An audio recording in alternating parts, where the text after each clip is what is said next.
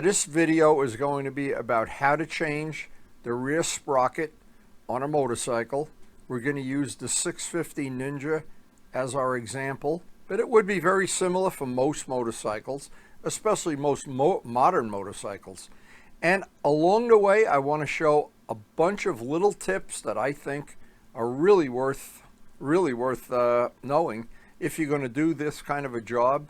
The first time you do it, you're going to run into the same problems that I ran into, and some do's, some don'ts, how to clean the parts, how to polish the hardware, among other things.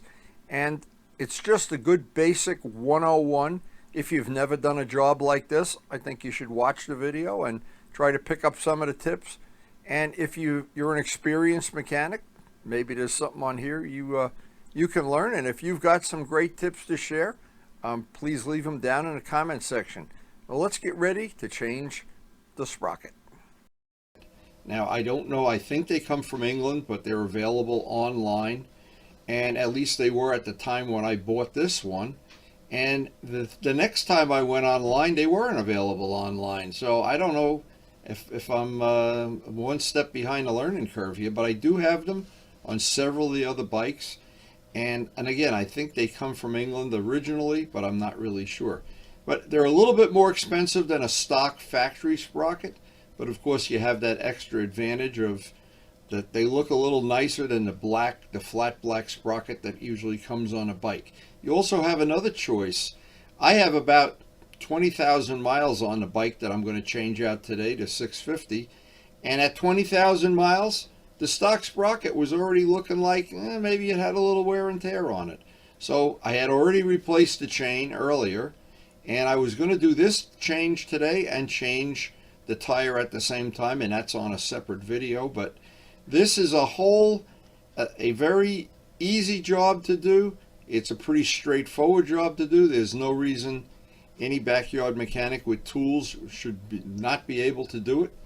Needless to say, the first thing is loosen the axle, get ready to take the wheel off. In the case of when I'm doing this, it's a little easier for me. I check the brake pad wear. That's kind of a critical thing. And the Kawasaki pads that come with the bike really last a long time. They really are good pads. And of course, if you have to replace them, this is the time to replace them. Makes it I always like, once I take a motorcycle apart, I like to go by and do as many of these little chores as I possibly can all at once. Now, anytime I'm doing this type of work, again, pulling the back wheel off, relatively straightforward. Every bike's a little bit different. Some bikes can be a little tricky, and it's hard to go step by step when every bike is just a little bit different. But once the rear wheel is off, and of course, while I'm doing this has a brand new chain with less than 1,000 miles. I would check the chain wear before I did this. It would be convenient to change the chain and all at the same time, of course. I always lay the spacers when I take it apart, the spacers on the same side of the bike that they came out on. On some bikes, they're symmetrical. Some bikes, they're not. And some bikes are tricky. They look the same, but one's a little bit different. And that can be a problem somewhere down the road. I always like to loosen the nuts while it's still on the bike, just break them loose. This is an important thing. I check the fit before I take everything apart, and just to verify that I have the right fit. And there's been times that I've gotten parts that are supposed to fit a bike, and when you get them, they look pretty close, and when you go to put them on, not exactly. So I would want to know before I take this whole thing apart that they're going to fit. Now, getting the bolts loose, some of the times they Loctite them, some of the times they're castellated nuts. These happen to be both, and they did come off relatively easily on this bike, but on some bikes they are really on there with red Loctite or whatever the factory does put on there. So that's always something that, in the worst of all worlds, you have to use a little MAP gas and heat to get them off to break the Loctite. But this one came right off without a problem at all, so it made my day a little bit more convenient. Now, another thing that was very convenient on this is once it's apart, it's convenient for me to get in there with some diesel fuel, clean everything up before I put it back. A little wire brush is handy, a toothbrush, anything you can use to get in there and loosen it up. The reason being, when the bike is all assembled, it's almost impossible to get a rag or your finger in there and clean it. While it's apart, in a couple of minutes, and it's clean as a whistle, it's clean as brand new, and the grease is not attracting dirt, which makes all the stuff that's on the back wheel just even more of a pain to keep clean. And I do like to keep it clean. And some people would just put this right back together, and I'm not prone to do that. Anything that needs to be re-greased, re-cleaned, clean off all the old grease, any grit that's inside that hub, where the rubber parts are, sometimes there's dust gets in there, dirt, even though it's a sealed bearing. I like to have the stuff clean. It's just as simple as that. There's no other reason for doing it other than I just like to have it clean. And when I'm working on a bike, I want to have it clean. Now, one of the things that I like to do whenever a bike is apart, I like to polish the hardware. It's not a big deal when it's all apart anyway to use a little diesel fuel, use a paintbrush, a toothbrush, rags, and another good trick, never take the rag with the diesel fuel and try to wash it in a washing machine. You basically are going to be cleaning that washing machine for a long time. I found that out the hard way. So in this case, once the hardware is clean and all the nuts and parts and bolts and spacers and everything that goes back in there is like a little before and after, you look at them and you say, gee, that only took a minute to do that.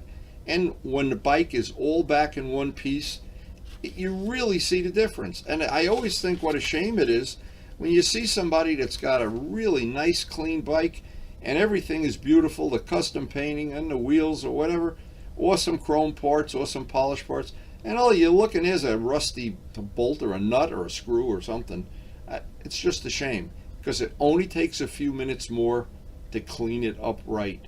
Now, once it's cleaned and I know the parts are the correct parts and they fit, I want to Loctite them. I want to get this back to factory spec torque, the torque setting on this, and using a torque wrench, Loctite. And what I would do always is have a couple of rides on a bike, 100 miles or so, and then re-torque them.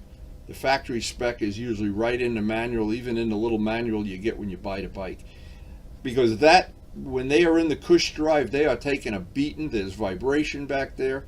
And anything you can do to make that a more reliable situation. And I have found from time to time one of the bolts or one of the nuts will be loose. So it's just cheaper maintenance. It's like pre-flighting a bike or checking the air in the tires. And it's easy to do, and it only takes a minute because once it's back on the bike, it's easy to do. Very, very convenient. Now, the next part, putting it all back together. I want everything clean. In this case, I put a new tire on at the same time. We made a separate video out of that. And here's I laid the spacers on each side just for convenience sake. Now, in this case, it's trickier than you think putting this all back together. That everything has to go back together. You can't put this part on sideways or upside down or anything. And a couple of things I like to always do. A little bit of grease, a little bit of wheel bearing grease will hold those spacers in place. And it's not going to hurt anything. It's a really good tip. It keeps the little spacers in part while you're trying to wiggle the wheel back. Of course, I'm always working by myself. That's one of the things I have to work around. Now, on this particular bike, these little spacers, these little things that hold the back of the swing arm, if you don't have three hands, it's really hard to get them back on. But a bungee cord, if a bungee cord will hold that right in place, that makes putting the back axle back in very, very easy. If you don't have that, you wind up really doing a circus act if you don't have that third hand.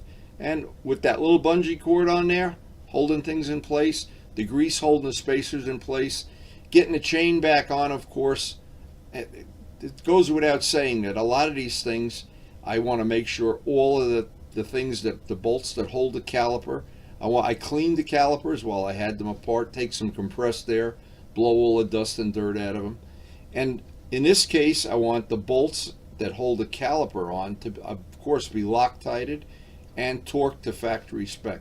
Those are things, it goes without saying, you work on a bike, there's certain rules, like I call them the rules of gravity, and any backyard mechanic that starts out, you learn that stuff right away, because the minute you don't do it, and if the back sprocket were to come loose at some point in time, believe me, nothing good is going to happen. It's not going to be a fun afternoon with the crowd up at Perry's. Anyway, this job went pretty straightforward. I tried to put on a couple of useful tips on this video. I think the information would serve everybody well, and it's really not a difficult job to do this. The parts, again, I'm not sure. As time has gone by, it's the second and third time I bought these. It was difficult to get them the third time, and that might have changed. The dealership network might have changed. In fact, I want to thank Pete at Circle Cycle, who, when I couldn't get one at the very end of this, he wound up getting one for me. So I don't know if he had connections or what. Again, you can change the teeth on the back. You can go down one tooth and you'll have like a little overdrive effect if you're not looking to drag race people. And at this point in time, that's the last thing I'm concerned with. But they look real nice. They hold up well in use. I've gotten more than what they claim as a service life out of the ones I have on a bike. And they add a nice touch to the bike. Now, if you're new to our channel, we have a very, very eclectic channel. One of the new features we have now is some of the videos are grouped into groups that you can access all the videos for one category in one mouse click. And it should be very convenient and very handy. Just check out the feature on the main screen playlist. And thanks to everybody for supporting the channel. We appreciate your support, and it makes this channel possible with all the things we do. The painting, the wheels, the polishing. And please take a second or two and hit the like button.